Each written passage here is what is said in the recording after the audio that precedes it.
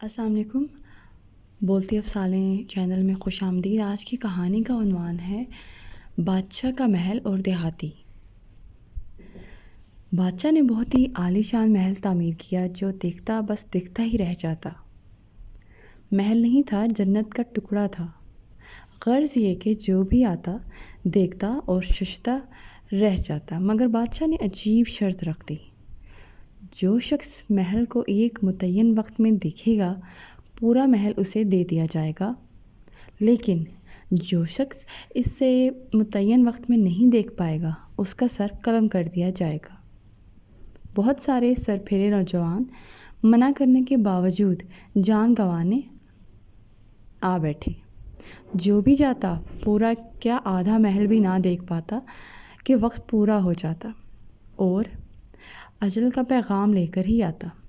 اس بات کا شہرہ بہت دور تک پہنچ گیا۔ ایک نوجوان دیہاتی کے کانوں تک بھی یہ خبر اڑتی اڑتی پہنچ گئی۔ نوجوان نے جب پوری بات سنی، تصدیق کی اور بادشاہ کے محل میں پہنچ گیا۔ درباری، وزیروں، مشیروں اور جلادوں نے بھی منع کیا، مگر وہ دھن کا پکا نکلا۔ اجازت لی اور متعین وقت دے دیا گیا۔ نوجوان محل میں پہنچا دیا گیا۔ نوجوان نے ایک سرے لے کر دوسرے سرے تک در و دیوار، کمرے، راہداریاں، فانوس، کمکمے، قالین، صوفے، تالاب، حوض، باغ، پگڈنڈیاں، الغرض ایک ایک چیز کڑے پہرے میں دیکھ لی اور وقت ختم ہونے سے پہلے بادشاہ کے روبرو پیش کر دیا گیا۔ بادشاہ اور تمام درباری گویا سناٹے میں آ گئے۔ بادشاہ نے کہا، نوجوان، میں اپنی شرط پر قائم ہوں۔ محل اب تیرا ہے، مگر یہ بات سمجھ نہیں آئی، وقت ختم ہونے سے پہلے طے شدہ وقت میں اتنا خوبصورت، جس کے در و دیوار، کیاریاں، باغات، حوض، تالاب، کمرے، رہائش اتنی خوبصورت ہے، تم سے پہلے جو گیا، کوئی باغ میں پہنچ کر باغ کی خوبصورتی میں کھو گیا، کوئی کیاریاں، کوئی کمکمے، کوئی در و دیوار کے نقش و نگار میں کھو گیا اور وقت ختم کر دیا اور جان گنوا بیٹھا۔ تم نے پورا وقت بھی نہیں لگایا اور محل بھی دیکھ لیا۔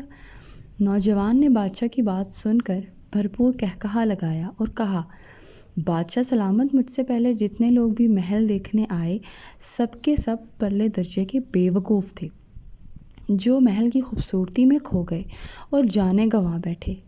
بادشاہ سلامت، محل کے صدر دروازے سے اندر داخل ہوتے ہی میں نے اپنی آنکھیں نیموا کر لی تھیں اور پورا محل آنکھیں بند کر کے دیکھایا۔ میں اتنا بے وقوف نہیں جو محل کی خوبصورتی میں کھو کر اپنی جان گنوا دیتا۔ بادشاہ سلامت، اب محل میری ملکیت ہے، میں اسے جی بھر کے دیکھتا رہوں گا۔ تو دوستو، وہ محل دنیا ہے، بادشاہ وہ کریم ذات ہے، اور محل کی خوبصورتی میں کھو جانے والے ہم انسان، اور نیم و آنکھ والے وہ دانا کامیاب انسان ہیں جو اس دنیا کی خوبصورتی میں کھو نہیں جاتے، بلکہ بامقصد زندگی گزار کر اللہ کے حضور پہنچ جاتے ہیں۔ ماشاءاللہ۔